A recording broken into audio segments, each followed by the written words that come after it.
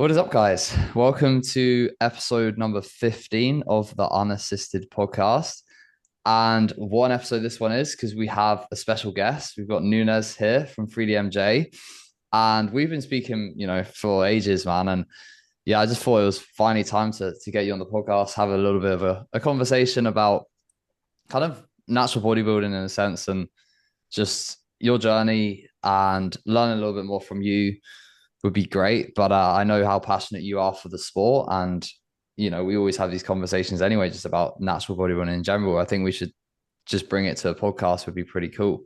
So, yeah, it's a pleasure to have you on here, man, for sure.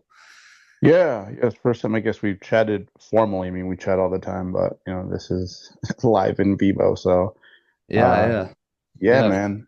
of Yeah. course. So for anyone that doesn't know you, I guess just give us a quick run through of essentially kind of where you're at now and obviously kind of your journey in natural bodybuilding and as a coach. And obviously, I've been watching you for a long time, but yeah, it'll be good for people that might not know you just to get a good understanding. Yeah, yeah. Yeah, no, I started relatively young. I mean, it wasn't bodybuilding per se, but Mm. just lifting. I forget how young 16 is, right? But Yeah. then once you catch the bug and you're like maybe 18 and you've developed a bit, you're like, man, why didn't I start sooner, right? But all in all, I got like a relatively early start. It was kind of like mix and match with other sports. So it's like I'd make progress, lose it during the on season, and then the cycle would repeat itself. And Yeah, then finally, yeah, post sports, I'm like, you know what, all in. This is what I'm going to do. And it was a fork in the road, right? It's like, so do I want to go the IFBB route or the more or the drug tested route? yeah. There just wasn't a whole lot of um yeah, rabbit holes to go through. Like what got me like to decide, okay, natural bodybuilding, I'm at least gonna give it a try and give it a fair shot was Lane Norton. Like watching Lane Norton back in the early 2000s, late Mm. 90s almost. I don't know, it was early 2000s for sure. Um, just like him posting this is all in message board forms at the time, like I'm 20 weeks out.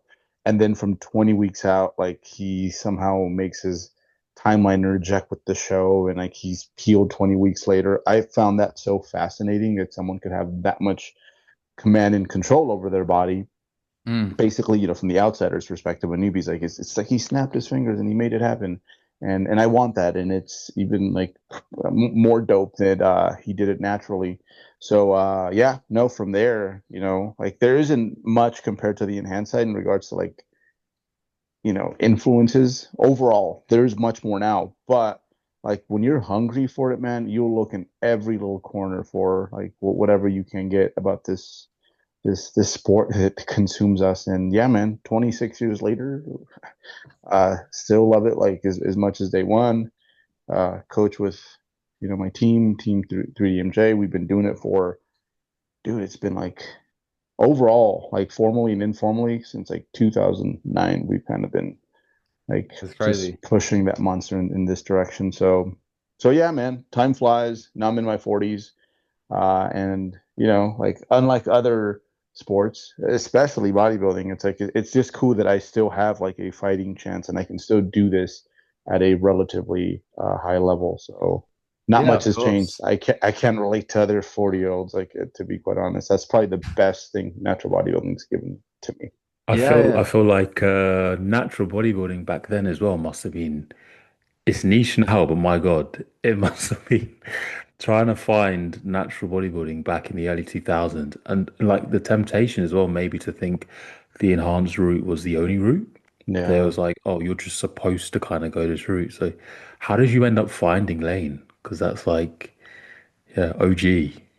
Yeah. Yeah, like people now don't even realize it, because he's kind of just he's doing other things now. His focus is like when it comes to his stuff, powerlifting, but he's also just health educator, you could say, Yeah. right? Um, yeah, there was this website called teambodybuilding.com, and it was part of bodybuilding.com, and bodybuilding.com was like at some Oh yeah. point like a monster. Like people don't realize that domain, I was on. like Yeah.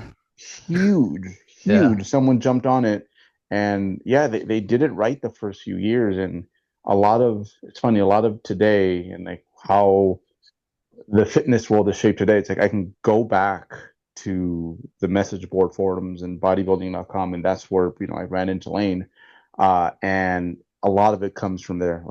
It's like those ancestral trees, right? Like this Mhm. species came before this species. Like it was a privilege to be around. But no, you're right, man. Like other than like maybe the internet, um, and like specific message board forums, like the contest prep forum is like we ruled it as natties. Like that was hilarious to me. Like the quarterly magazine that the WNBF, INBF like had was the one thing you look forward to, man. So I'd drive by like our magazine and bookstores, and I'm like, yeah, is it here? No, it's not here. And like it could never come soon enough, and it was always too short. These kids are so spoiled nowadays. Like It's if they find crazy. this and they realize it's for them. Yeah, it's like just Yeah. imagining natural bodybuilding when social media wasn't really a thing. It's just a crazy thought, considering like how much social media really pushes the narrative now of kind of how natural bodybuilding moves. It's wild. Yeah.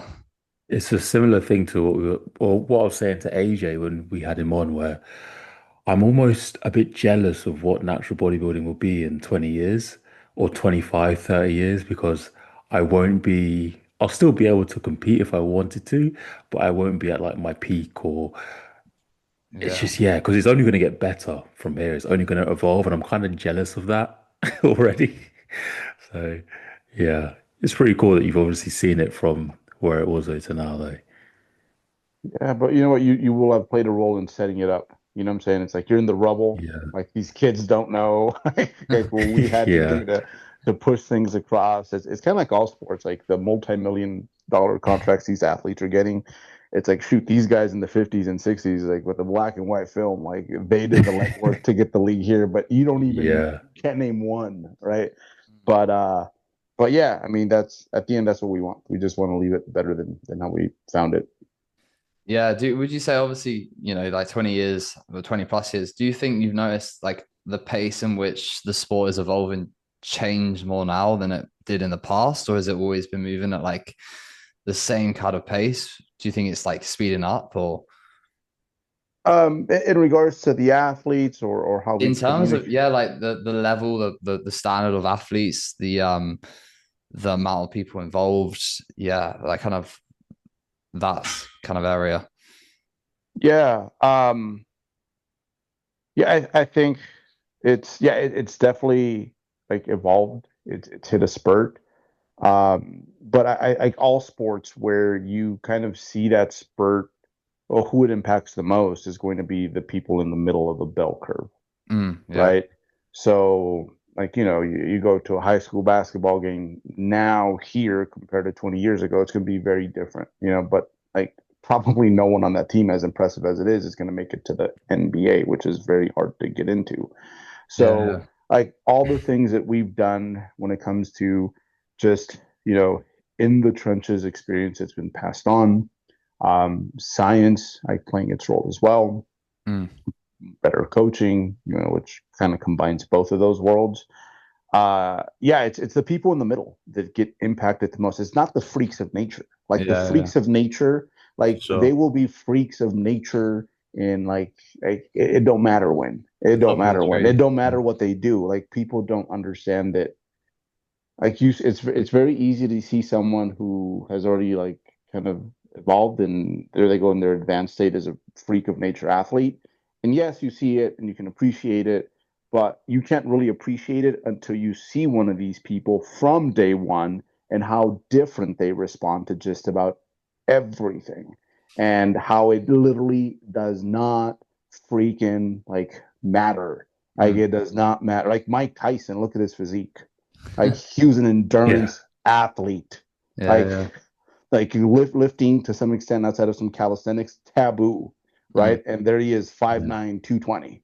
Yeah, yeah, 19 years old, 20-inch yeah. neck. So yeah, it's the people in the middle that benefit from it the most. Yeah, that's what I've seen. And I love it, man, because like if you're not like 3, 4, 5, 6 standard deviations away from the mean, you can really benefit from all the good guidance and information that is out there. Yeah. No, that I, makes absolute I, sense. Yeah. Elliot, what are you saying? Yeah, no, because we were just speaking about like how natural bodybuilding's evolved, and I think like watching your content, I think you're one of the people that have kind of pioneered the importance of how you get to stage condition. So like the old kind of way of thinking maybe in bodybuilding is I'm just gonna get shredded. It doesn't matter what I do to get there. It's just I'm gonna make it happen. And I think your content is like, whoa, whoa, whoa, let's think about how you get there. Um, who inspired that for you? Like, where did that come from? Was it like working with clients you found that, or was it on yourself, or like, what did you have a coach that taught you that? Yeah. I think a lot of it came from personal experiences because, well, Yeah. my first contest prep was trash. It was trash because I just didn't know what I was doing, bro. So I wasn't good enough to harm myself, right? Kind of like with lifting weights. There's a point where it's like, you're not strong enough to hurt yourself, kid. You're not, right? That was me with prep. But then my second prep, I got a coach. Actually, it was Lane Norton, and we got peeled. We got peeled. And taking nothing away from Lane because compared to everyone else out there, like he was cutting edge. But in hindsight, like now as a coach, I probably would have held me back 5 pounds from like as lean as I got, right? Just because that caused like my body could handle it, like it did it. It's got no brakes when it comes to fat loss, but mentally, whoa, was that like just hard to recover from? And, Interesting, yeah. part of me was like, hey, I got to figure out just a better way of doing this because I absolutely enjoy this, but can I do this like every other year? Yeah. No, no way. So, this is where, you can always borrow from other worlds. Like, this is like, they say this about young athletes, like, don't specialize too early, explore and then exploit, explore and then exploit. So, you have like your other little sports, but, football is what you want to be good at, right? So, you do a little tennis, you do a little basketball, do a little track, you explore and then you exploit for when it comes to your sport. And that's kind of what I did. I wanted to see what other sports were doing. And one thing that they absolutely keep at the forefront, like if you work with one of these like big teams, like you're in their strength and conditioning department, you think you're playing a bigger role in like getting these guys like more jacked and faster, and it's like no, no, no, no, you're not, bro. No, you're not. What you're here for is to make sure they stay on the field.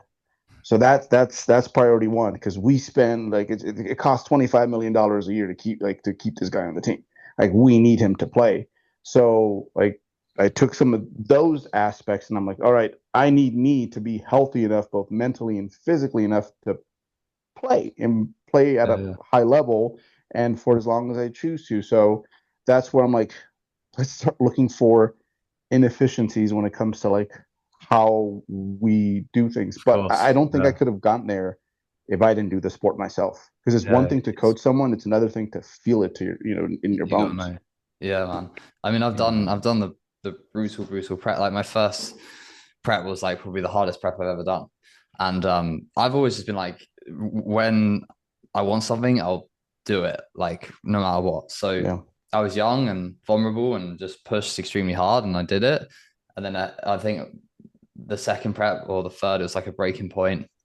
I remember literally almost like questioning if I wanted to continue doing the sport. And I was at that breaking point. And for me to experience that breaking point, it's like one thing I prioritize now with clients, especially like young ones or people that are going into their first prep, is like trying to show them that like we can get you pilled, but it's important to get you pilled in a way that you're not like afterwards, like, I don't want to do this again.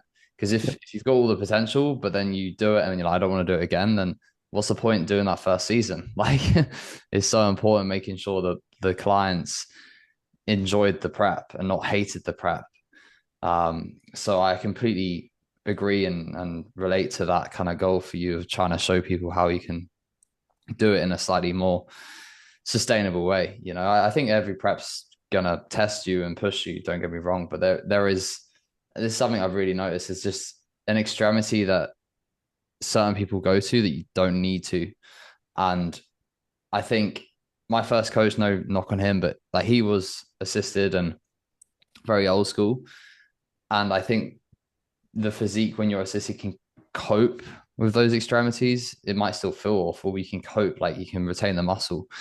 But when you're natural, like you can't as much, and it's mentally even even harder, that you need to just, yeah, the like you said, the 25, 30 week, more patience, steady rate of loss is definitely the way forward.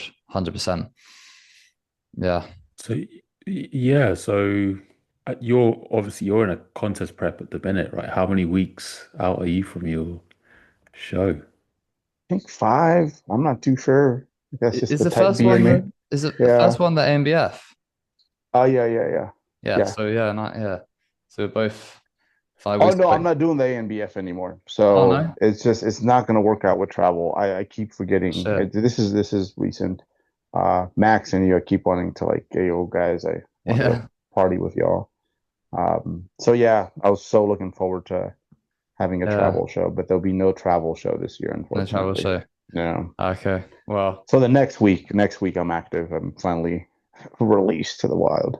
so that's the WBF. Like, do you have to, I believe in America, you have to qualify for the Worlds as a Yeah, body? yeah. So that's what I'm gonna have to do. I'm gonna have to go qualify and then Worlds 2 weeks later. Nice.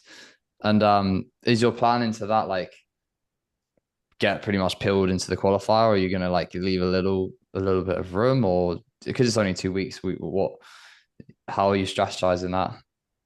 You know what? I'm gonna see. I think like up until this point, it's been like the early rounds in a boxing match where I'm just like getting to know my opponent, getting to know my Yeah. opponent, getting the jabs and don't get hit, look for tendencies. And then this month I strike. And like with me, it's crazy. I go from like, he looks okay to like, what happened? Like how did he only lose 1 pound? Like it literally, it's the weirdest thing. Yeah. So, although usually my last strike is like I bring calories up, I don't bring them down. Mm, Like that's like my last like little right. finisher move. Um, so we'll see. I think right now, first of the month, October, I'm gonna let this week run, see what I see, and then based off that, I'll decide what I want to do, what's gonna be the most favorable look. There's just a lot of cool new features in my physique that I Yeah. don't want to lose. That Yeah. I've never been this grainy up top, always in my Yeah. bottom half. That just is that old man chiseled muscle where it's just Yeah. like you look like you're made out of marble. Like I'm starting to get a bit of that. So That's yeah, cool. Yeah. Yeah. yeah. That's awesome. Yeah, I think I'm quite a way off getting to that grainy look yet, but we'll see. We'll see. Um, I think interestingly, we're quite similar, like body weight and height, right? And yeah, how much do you weigh now? I weighed just under 160 this morning. Yeah. So I think I'm a dash lighter than you for sure. Um, Maybe. Hold and on. then I'm also trying to do that thing where I'm not squeezing my glutes. I'm trying to do it the way they almost like the old school judges in y'all's homeland likes it. Like Anterior more tilt. anterior tilt, Yeah, yeah. adductor.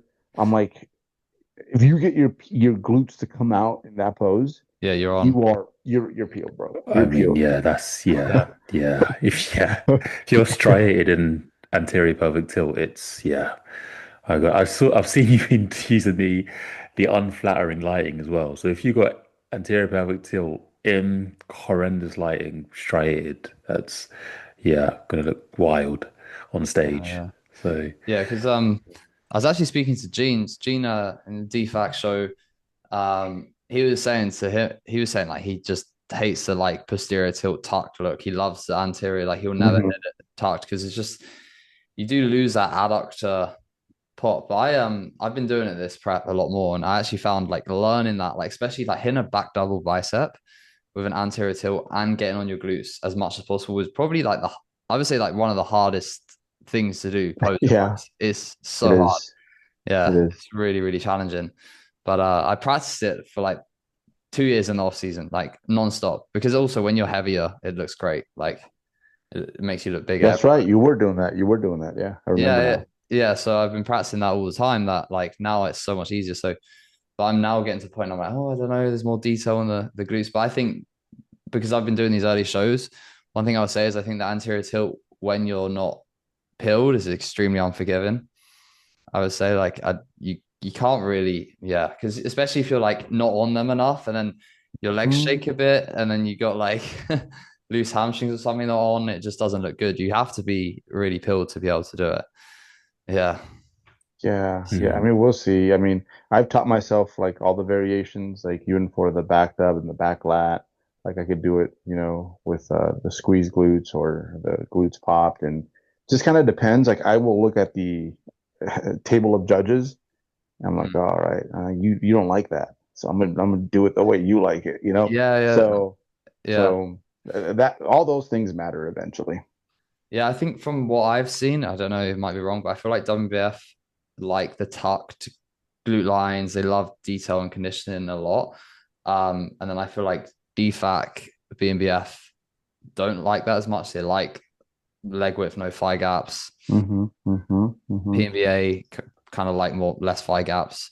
So it does depend. But I know my client Stavros in Greece, he just tucks in his lines and they just loved it because he was next to Panagiotis, who was similar and he was pushing his hips back. And I just kept saying Stavros glutes in. They just love the detail. Like certain federations, you just got to know what to kind of play to. Yeah, and what's gonna look good on the person? Like there's some people who would say you just don't have adductors that are worth a damn. Just Yeah. just go with the like, dog taking a shit basically look. Yeah. But I wanted to ask you actually, with that in mind, is like, do you think everyone can get glute striations? Do you think it's something that, do you think some people This is yeah, yeah. It's don't because it's have Mm. glute obviously a striations? big thing. Like people are chasing it these days. Like it's, I want the shredded glutes. Can everyone actually get there though? Like the lines to the center. Do you think everyone has them or? I think it's less of a structural issue. Like all skeletal muscle is striated. Like how it's striated, will differ. Mm, But I think the biggest thing is not necessarily that physiologically you can't. It's just mentally the cost of doing that is going to be way too much, right? yeah, yes, yeah. And I think sometimes people confuse like if you're one kind of tough, you're all kinds of tough. Because there are people who are very tough in the weight room, but Mm, they suck at dieting.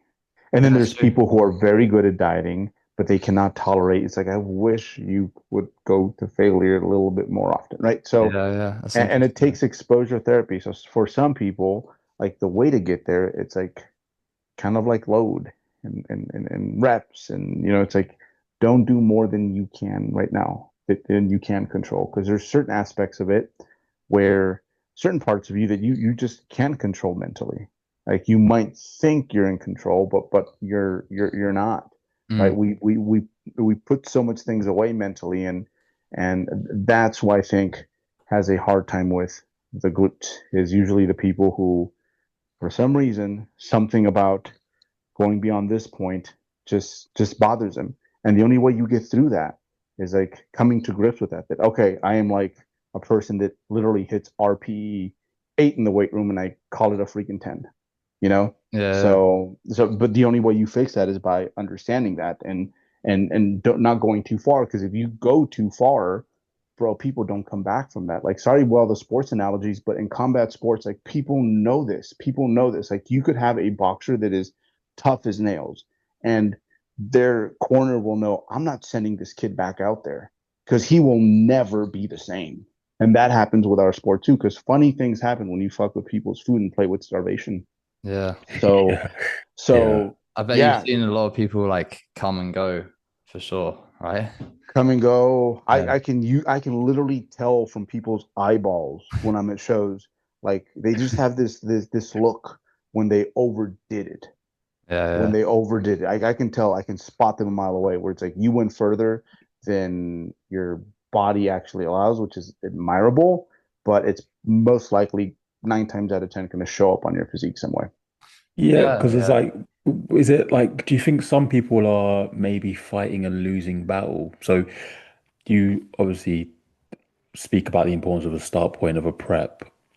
Maybe that person's start point doesn't allow them to get to that level of condition without losing everything else. So they're eating zero carb. They're on the Stairmaster for 2.5 hours a day. They're doing Mhm. everything in their power. They have the minerals to get there, but they're just fighting a losing battle. They're not going to get that composition because they started 50 pounds heavier than what they needed to. So when do you pull the plug on a situation like that? Yeah, when you're more lower body fat dominant, you have to start tighter. That's just the general rule. Which is, yeah, something I noticed with my own prep this year. It was like I started lighter and, oh, okay, I'm seeing more. So I know now for my next prep, I'll probably start even tighter because I Same, hold so same with much me. fat in my glutes and my lower back. So it's like, The okay, can I maybe get through a contest prep and only lose 7 kilos? That'd be that. Then I'll be striated because me losing 20 kilos in a prep, even though I'm over 100 kilos, it's just I'm always softer there in that area. So yeah, that totally makes sense. Hmm. Yeah. Yeah, it's yeah, yeah. So I just feel like maybe when do you pull that plug to be like, I'm just not gonna get the glute striations. I mean, I do it all the time, like with athletes. Like I just scan for things, like again, like that corner man in boxing, where I Right. don't want to send them back in there and they lose a part of them that they never get back, right? Hmm. Um, so yeah, there are times, and I think with some people, especially more mature athletes that have their priorities right in life, you can discuss this in live, yeah, like in real time. Like, you know what? This is just not going to be worth it. Let's just work on getting fresher. I can get you leaner. We can push harder, but these are the potential negatives that can come out of it. Then with other folks, you know how it goes, man. Especially when you're young, like you don't want to be told, especially young men, they don't want to be told that you're just not equipped for this like right now. Yeah. Yeah. This Yeah. this is probably a conversation that we have after the prep in hindsight. Yeah. For sure. I mean, like you said earlier, I'm seeing it myself, and one thing that I've really learned through this prep that is great for me to experience because I can apply it on like a lot of my clients that I get in shape.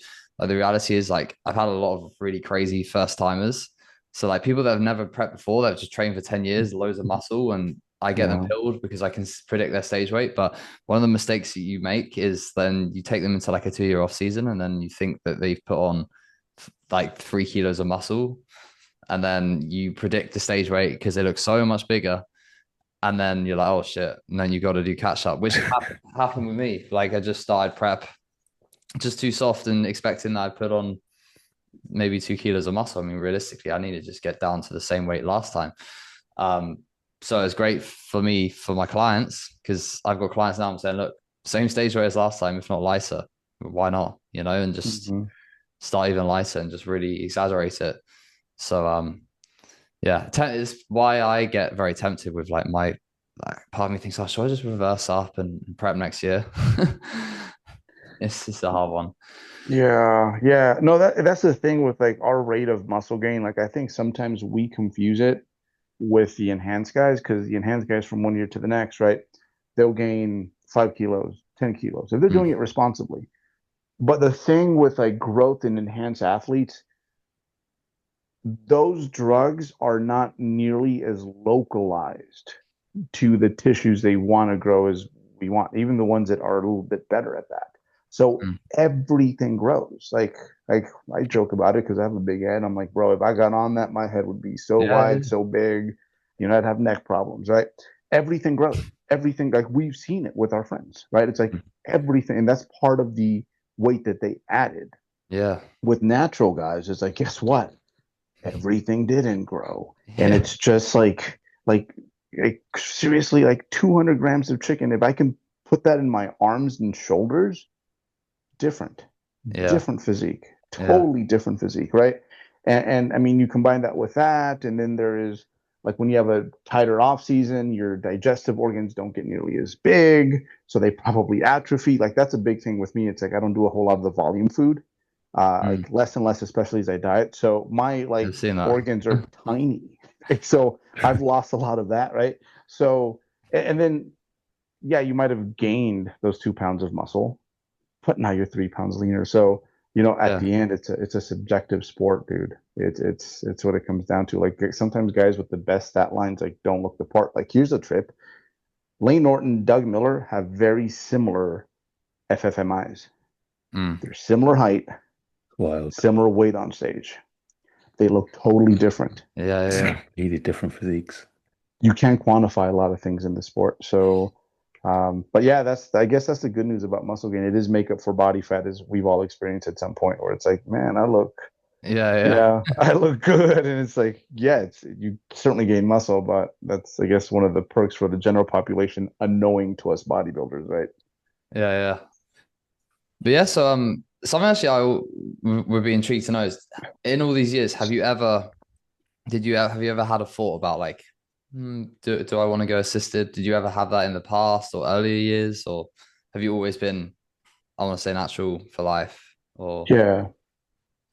Well, I think now it's kind of it's gone, bro. Like it's gone. You know, yeah, yeah, yeah, like you will meet, and I'm not comparing these two necessarily, but it makes it explicitly clear. Like if you get addicted to meth in your 40s, good luck coming back and being a normal person afterwards, right? Whereas like, yeah, I had, messed around with a little meth in my early 20s, oh, I never would have guessed, right?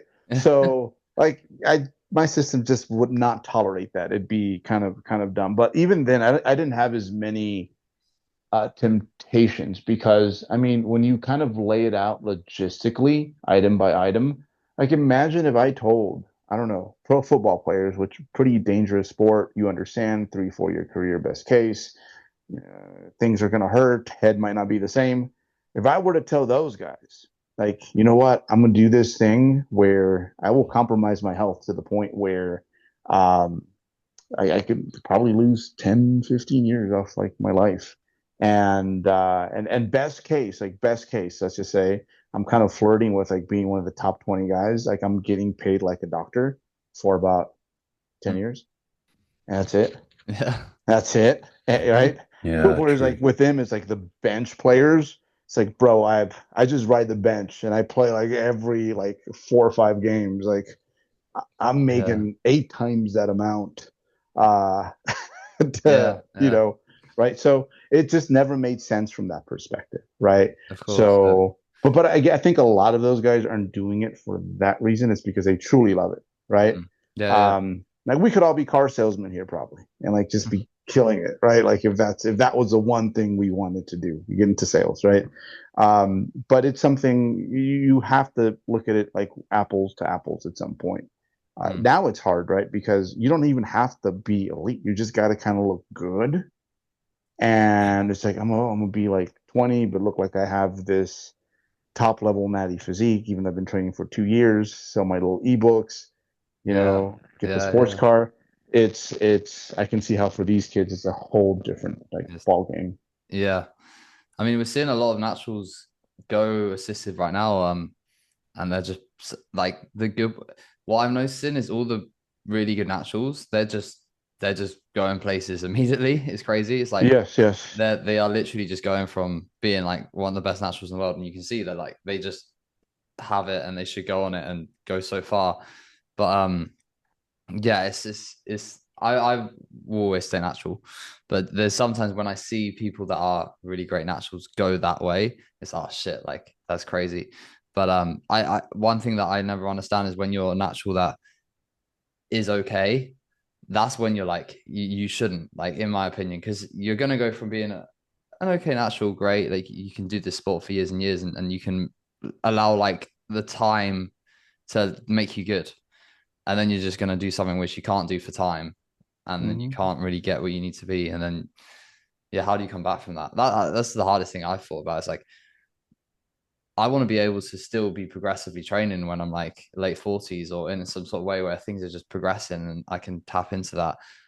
You can't do that when you're taking steroids. It has to Yeah, the stop. shelf life is so much shorter, and Yeah, there's so many things that you have to consider. Just, I think, like when you're, like you mentioned about you're seeing other naturals who have gone that route. I think because we're so attracted to progress, and we see that short progress is term. just, oh my God, that's insane. It's Yeah, so impressive. But then that like a rational part of your brain is like, well, have you thought about the health implications? Have you thought about what's this going to look like in 10 years' time? Is this really the most important thing to me in my life?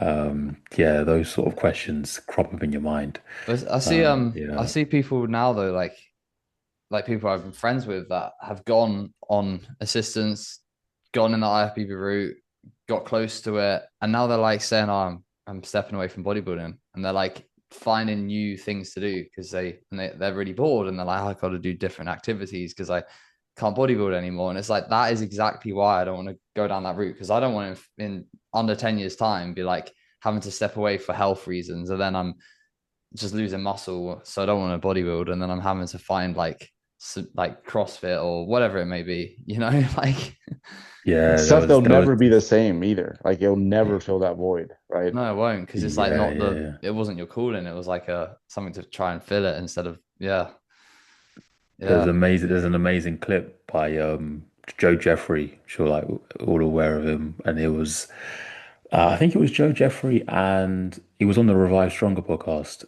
and he mentioned about, or I think Steve asked him, what's one thing that people need to understand about steroids that most people don't? It's like most people won't get out of steroids what they expect to get out of steroids. So, like most people, I think, are looking at steroids and they're looking at top level pros and they're thinking, oh, the difference is just the gear. And most people will take steroids and maybe a little bit will happen, but it won't be, not everyone's going to be a Nick Walker, not everybody's going to be a Keon. And I think there'd probably be this underwhelmment of what you would actually get out of enhancement for a lot of people. So then you just take more and more, and then you just end up down this rabbit hole. Like you said, things are never the same from that point on, really. Mm. Yeah, Yeah, Well, and the there's cost on a the back end too is crazy because, like, I have a lot of friends around here that are enhanced, and they know I'm not judgmental when it comes to that. Like, and I genuinely like when we get to talking about it, like, I'm just curious. Like, I am so fascinated by that world, and I'm like, sometimes I'm like, man, the stuff y'all tell me, you guys need to put out there because if people understood, like some of the things that some of the issues that come up with especially the what you have to use to be competitive. yeah. It, That's it gets complicated, man. It gets complicated, and yeah. it's just it's more than just like the mental stuff. I think is severely it's just not talked about enough when it comes to that side of the coin. yeah, absolutely. I think like there's a lot of a hidden thing about like dosages that people actually require to really push it and what people are actually doing. Hmm. Yeah.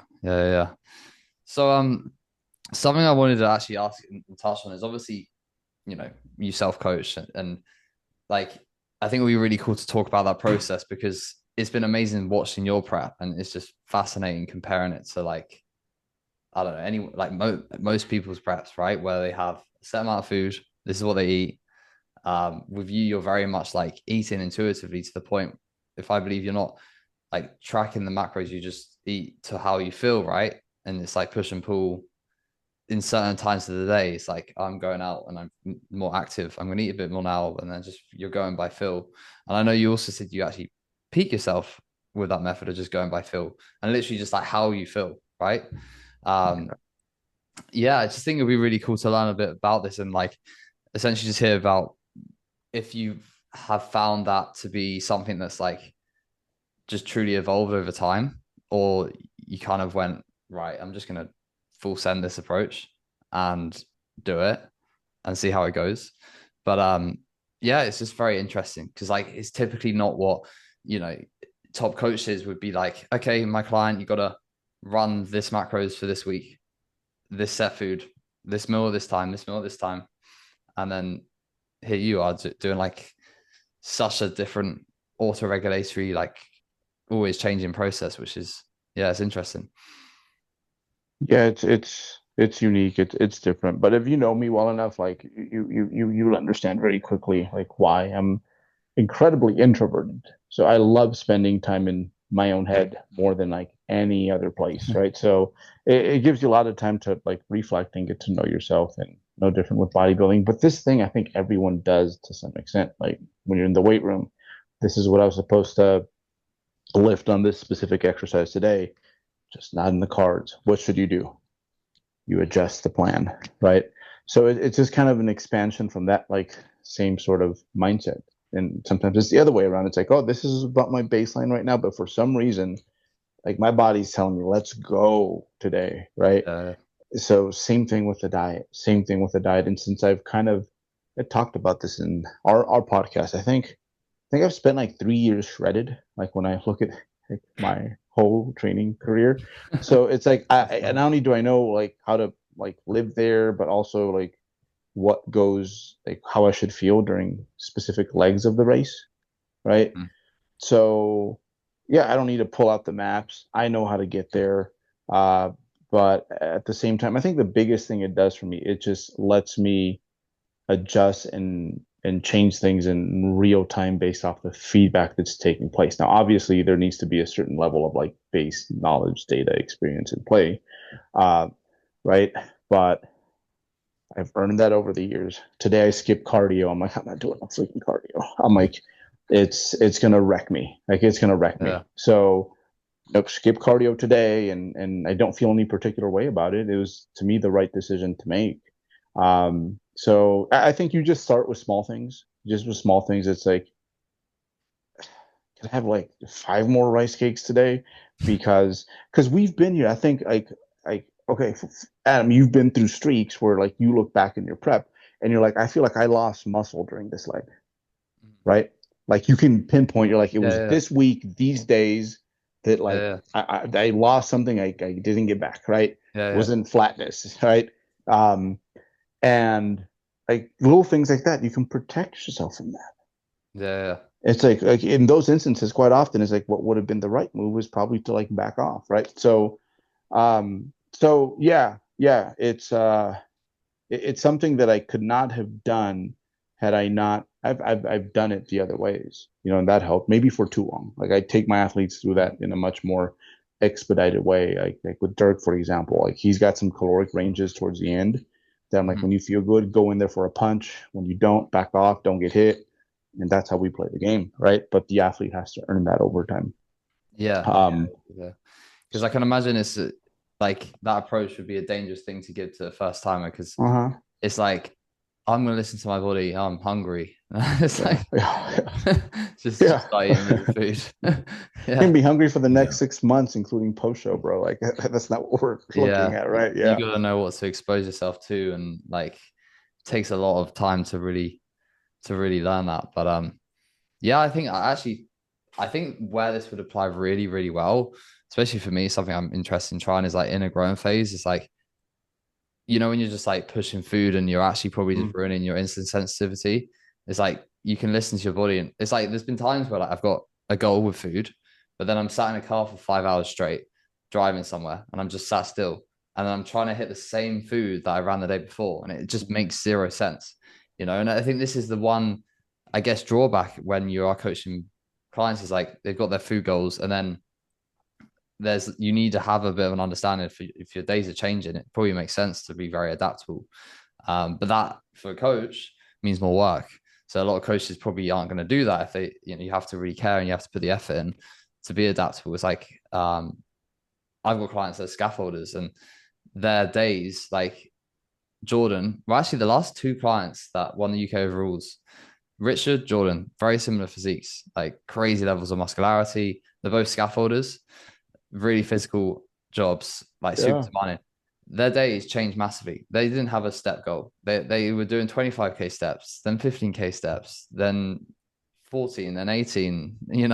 One day Jordan fell through like nearly injured himself and trained legs after and stuff like it's always ever changing. And for him, just being very adaptable, I think is absolutely key.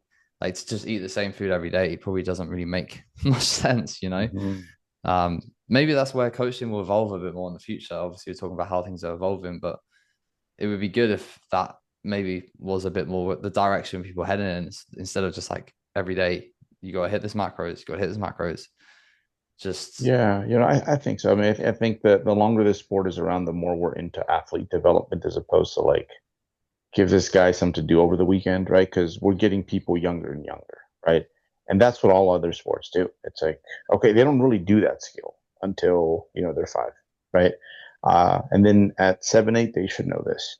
And I think eventually things will be much more structured and like, mm, and then like later down the road is like, think of it like math class. Like you don't give like first, second graders a calculator. But I can see why, when you're in high school, it's like, oh yeah, yeah, this will make you more efficient, add this to your toolbox. But it has to be earned, right? You have to know your fundamentals, like all other sports. But we're young, so we don't have those systems yet. Like we don't, there's yeah, no, yeah, we're not organized in such a fashion. But it's coming, man, especially the way the sport's growing. Yeah, of course.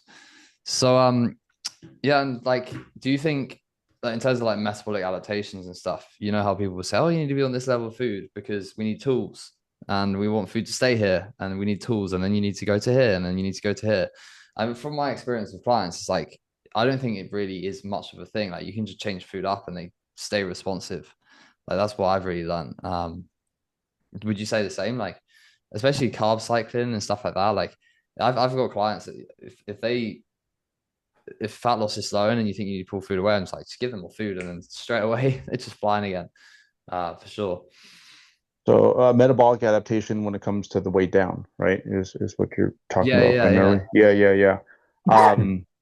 I mean, here's the thing. There's limits on that. Like people don't understand. It's like, like my room right here is, I'm talking like Fahrenheit. It's like 68 degrees, but I'm still 98.5, right? Mm. Like you can only turn down so many switches, like glimmer Yeah, switches. You will exactly. die, like your Yeah, cells will rot away.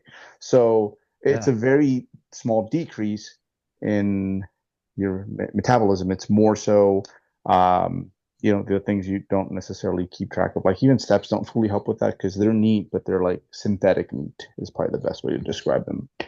Mm. Um, I think that's where like knowing your athlete, like for me, you give me food, it charges me up. Like that will get me Yeah. moving, and things that I don't even realize how much more zippier I am till like afterwards. Yeah, But then for some people, it's not even that. It's more so it's water retention. It's water retention. It's water retention. And you give a body a little bit more food, pull them out a little bit. Um, whoa, like that's and you know how I learned this?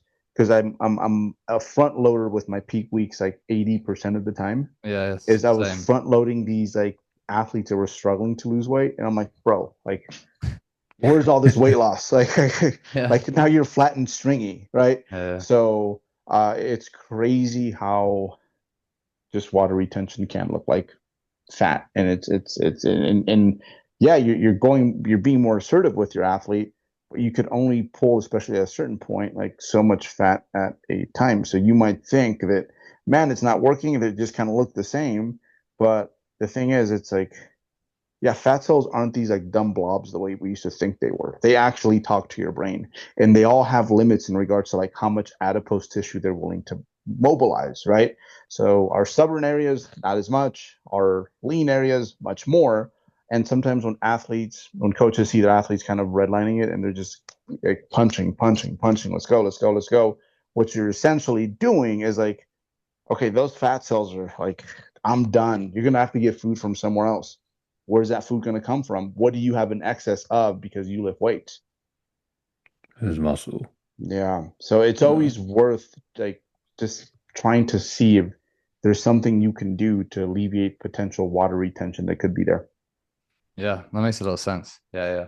I mean, it's what I notice a lot with clients is I find with me like I'm just very analytical with like 90% of my coaching knowledge has come from experiences with clients, and I remember like everything. Like this is what's really built my coaching is just Mm-hmm. processes with clients, case studies, Yep. and Yep. just remembering them. And it's like the thing that I've really learned is like I have clients check in, they're like, oh, waist not dropping, waist not dropping. Do we need to pull food? Oh, like, and I'm like, nope, let's eat more food. And they're like, what? No. I don't want to eat more food. I don't want to eat more food. No, we need to drop food. And I'm like, trust me, just eat more food.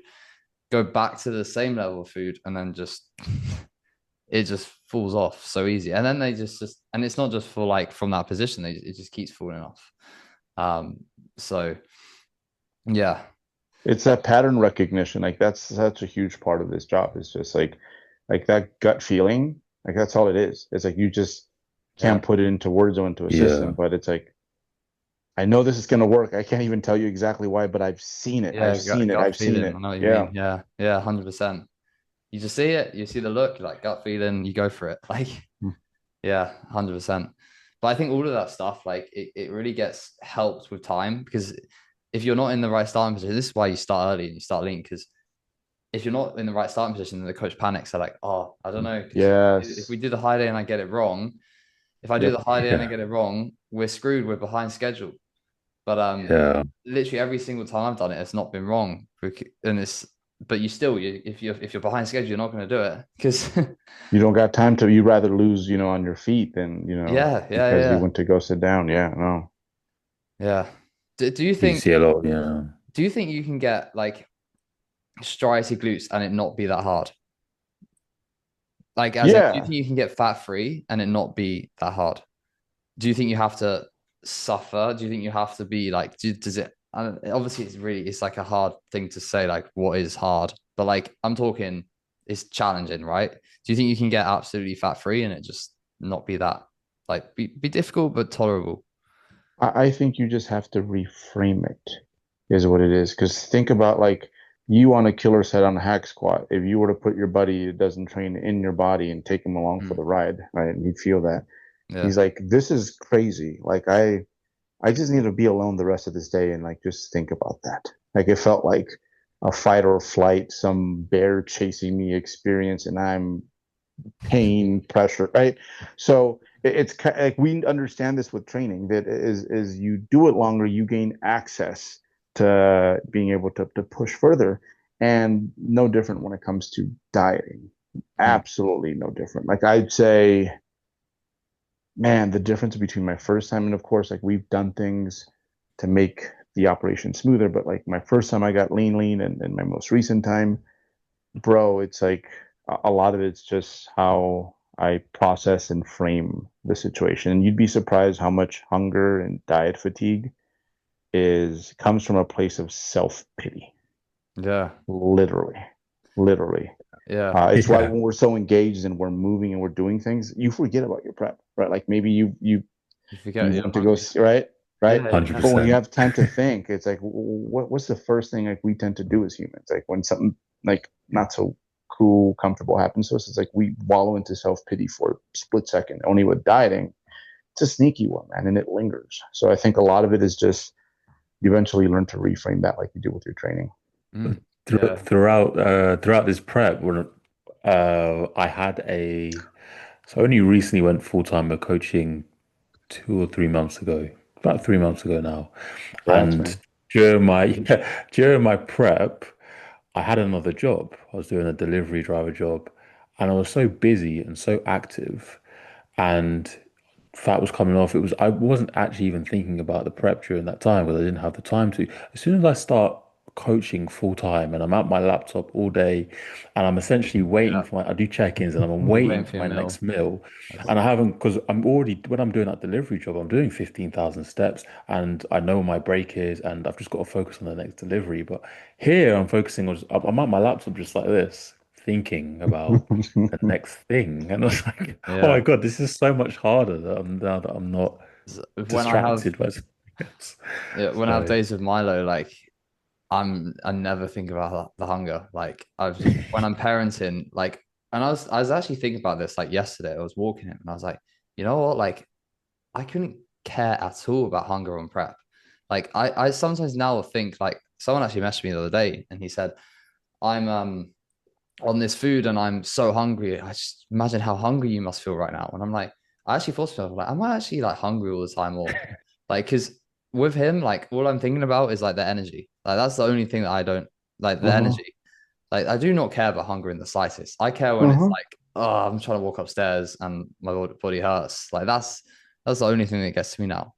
But you build up like a resilience to it through the prep. You get used to it, and then you just don't really think about the hunger anymore. Like right now, That's what happens exactly. Like you've kind of put that off to the side it's because like gone I can away. fix this. It's going to Yeah, be regular, not just it's during the prep, but always like afterwards. yeah. There's no single meal or thing you can have right now that will make that go away. It No, could be no. 10,000, yeah, 15,000. So you just put that away. Yeah, exactly. And because, yeah, most experienced competitors will be like, am I hungry? I guess if I think about it, I am. Like if I really get to the root of my emotions, that might be one of them. But biggest thing, and that's my biggest complaint, is like when I'm deep into prep, it's like my energy and time. I just want those two things back. Yeah, yeah, yeah, yeah. That's more than cake. yeah. And I think this prep's been very easy from that perspective as well because of how long it's been because it's such a long prep. Like I'm like Dunwich Wells isn't that far away, but I'm like, oh shit, it's not that far away. But it's like I've now just started to think like this is my life. And You get used to the state it's that like, you're oh, in. it's fine now Yeah. because this is how I am. Like post show, I'm like, I want to nail it because this is how I am and it's fine. And I think a lot of first timers and what I did in the past, I was like, 4 weeks left and I get to eat this food. 4 weeks left, 3 weeks left, and I get to go to get this food. Oh, I can't wait for this. It's going to be the best time ever. And then you get there and then you're still hungry. And then it just screws you up. Yeah. And then you miss this stuff because this routine is so nice. Every day kind of feels like a little win, you know? It's Yeah. Yeah. Yeah. like Yeah. Exactly. How do you manage just briefly just touching on post show, like what is kind of your way that you manage post show with clients? Because like there's a whole kind of people talk about recovery, people talk about rebound, which is a bit of a myth to be honest. I'm mhm. just intrigued like how you kind of run the process for clients post show and if there's any differences like with certain individuals and how they respond to it. Yeah. Yeah, I think for some the newer ones, you just have to find out like where that sweet spot's going to be, you know? Mm, And they might not like it, but if they would have gotten themselves into like some kind of binge and purge situation where they're trying to come out slowly and then they overeat and they try to make up for it fight by cutting it down a few days and the cycle that's the just gets worst. Yeah. vicious and you extend the diet fatigue and they end up in having to go to an even worse place at the end of the prep. But I guess the way I like to describe it to people is like we were made to deal with famine. We would not be here as a species, right? If it was like you, all of us, we have some ancestor 50 generations ago nearly died 3 times as a baby because there just was not enough food. They Yeah. made it. They regenerate. They were fine, lived long enough to procreate. Like, so we're good at that. It's just like to us in a privileged world, we don't get to experience much of that, if at all, right? So the systems are there in place to regenerate. And like what ends up taking place is that every time you do it, your body just gets better at laying out the framework. It's like, oh, we got the roads, we have all the stuff set up, let's fix it. And what usually happens is with more experience, it just doesn't take as long and you don't have to gain as much weight. But the Mm, first time, it's like you just have to be real with like, what are yeah. you going to require? Where do we need to get you, food and weight wise, to make you healthy and normal again? So that now we can start working on like being a bodybuilder and like not an eater or in your mind an eater, right? Mm, And like every time I prep, it's just gotten better. Like last prep, I probably could have stopped 5 pounds up, but I didn't want to do it because I felt like I'd be a bad example to people, you yeah. know? But I was like, where's Yeah. my weird sucky part? It Yeah. lasted all of 2 weeks, 2 weeks. And it Mm, sucked because I like desserts for 2 weeks and my wife absolutely loves that because I bring in dessert every day. And then all of a sudden it just hit me. I'm like, I think I'm done with this. Like I got my old like bacon and eggs palette back. Um, yeah. so it's just gonna get better, right? And over time, uh, like you might not like it at the start. My first prep, I had to go from 155 to almost 190 to feel normal. The first time I got peeled. Wow. I also Yeah. delayed it. I also played that dumb game. And this time 5 pounds up, and I'm like, I'm good, bro. Like the only reason I'm not saying here is because kids are watching and because the loads aren't nearly as engaging and fun as Yeah. they would be 5 pounds heavier. Yeah. Yeah. Yeah. For sure. I'm always reminding myself post show nail it because if I nail it, then like the hardest phase I find in bodybuilding is when you're like pushed up a lot and it's like peak summer. It's like 35 degrees Celsius outside and I'm trying to sleep and I'm 95 kilograms. That's the worst. And if I nail post show, summer will come around and I'll still be in shape. So, I'm just trying to remind myself of that because I know how uncomfortable it was. So definitely trying to I'm gonna really take my time this time and see what I can do because yeah, I don't think I'll need to even game much, to be honest. No, I think you'll fix up so quick. You're gonna be like, Yeah, oh, because it's part of the movie, right? It's like the post prep. Like you think it's done, it's not done, and then yeah, that kind of gets taken away, and you're like, oh, I miss my sock, right? Because yeah, it's got its own unique perks that you look back on and miss, I guess. yeah, But yeah, we you'll did. see. Yeah, man. But yeah, so I put up a story Q. We always do this. We always put up a Q&A and then I don't really We don't ask them questions. go through any of the questions because we talk too much. But I'll bring up two questions. This is a good one. If you put the best of the best natural athletes from the UK and USA into a show, who is winning? That is a good question. Well, I guess you can touch on the USA ones pretty quick.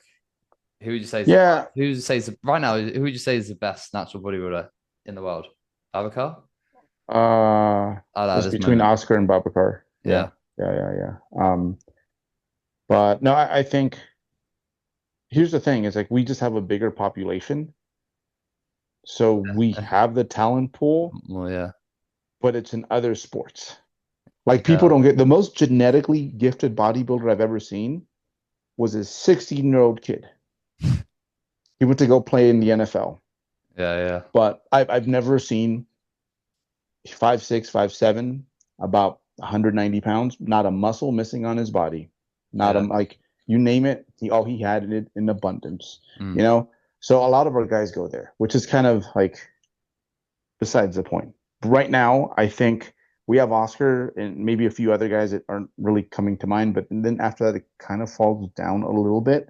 mm, But what you guys do so well because of the culture out there, and culture absolutely matters. It matters. The culture is so good that when it comes to like everyone inside that, the first standard deviations in the bell curve, they are living good, bro, yeah. because you guys are raising them right. So I think we might have because Insane. there's 350 million people here. Uh, Free kid that shows up and it's like no one's touching me. Yeah, But in regards to like every other like division that day in that show, like y'all are cleaning house. yeah. That's what I noticed. The youth FBA show recently is just the standard of like the junior class, and just like that was just crazy. Like Elliot, your Yeah. client that won, Ollie, like that junior class was just Yeah, absolutely that the wild. entire Yeah, lineup, second call out even. Just yeah, yeah, impressive. You yeah, guys raised them right, man. Yeah. yeah. Who is best UK? Oh man, like if Nathan Williams comes back, he put up Nathan, Socrates in it. Nathan, David, David David, David K. K, David K. David Yeah. K. Yeah. Yeah, yeah, for sure. Um, one thing you know now, you wish you knew 5 years ago. That is a good question. In Yeah. bodybuilding. Yeah. I think the greatest gift this thing will give you at the end is just your health, and you don't appreciate your health until Hmm. like later on, right? Because I didn't do this to get healthy. I just needed something badass to do that I enjoyed. But like Yeah, now, bro, like I yeah, can't relate. Like people my age piss me off because I'm like, dude, you're the same dude that would have told me when I was 20 that like good luck squatting because when you get to be my age, like your back's like so like you don't appreciate it until you see your friends kind of decaying and you're like virtually outside of the fact that I wouldn't go run a sprint because I'd probably rip something. yeah, I virtually feel the same. It's yeah. just the Crazy. grays, right? So Yeah, that part is not until you get there will you appreciate it. yeah, that's so true. Especially like Yeah, like yeah. being a dad. That's another big thing. Like when you have children, it's I want to stay just super healthy. As I get older, because this is another reason why I would never go assisted. It's like just Oh yeah. health for them. Selfish, yeah. Yeah. Should we finish with? I'll ask a question. Five. I don't know if we do it in order. Greatest natural bodybuilders of all time. Five greatest. Yeah, natural bodybuilders of all time. Yeah, Um, you can maybe if you can do it in order, then can if I do my five favorite or just five greatest? I think That's five those are Your favorites. different. Yeah, I yeah, think your favorite, your favorites a subjective better way of favorites yeah, for yeah. sure. Like what your favorite physiques, top five, one being the best. Yeah, I like favorite because favorite like it's like I'm not saying he's the best. I just thoroughly like he might not be the best musician. Like, there's guys that Yeah, rock the yeah, guitar better, but I like the music, right? And that's what this is. It's subjective at the end. So, man, my five favorite. Uh, so I love no order. Brian Whitaker. yeah. So Brian Whitaker is one of those guys that the best way to describe him when he was on was like because shows you in the U.S. especially back then, you didn't know what was happening until maybe you had a friend there and he texts you, right? Yeah. Like if I got news that Doug Miller and Brian Whitaker got on stage for that final and Brian won, I would not be surprised. He's one of those guys that's like Oh, somehow, some way, make a fucking movie because he figures it out. you know. So I love Brian because of how effective he is. Mm, The next one, Jim Cordova, he's the first guy that kind of made it okay for me to get to a lower body weight. It didn't necessarily match up with my height, and I was like, mhm. oh, okay, you can still look good. So Jim Cordova. um, I like Doug Miller for his like just Yeah, freakiness for sure. Yeah. Martin Daniels, I think yeah. when Mm. we're talking about just like base talent, Yeah, I've seen it's Ronnie Coleman, Martin Daniels, and everyone else can go, argue over the leftovers, in my mm. opinion. Um, and then we got one more. Oh, one more.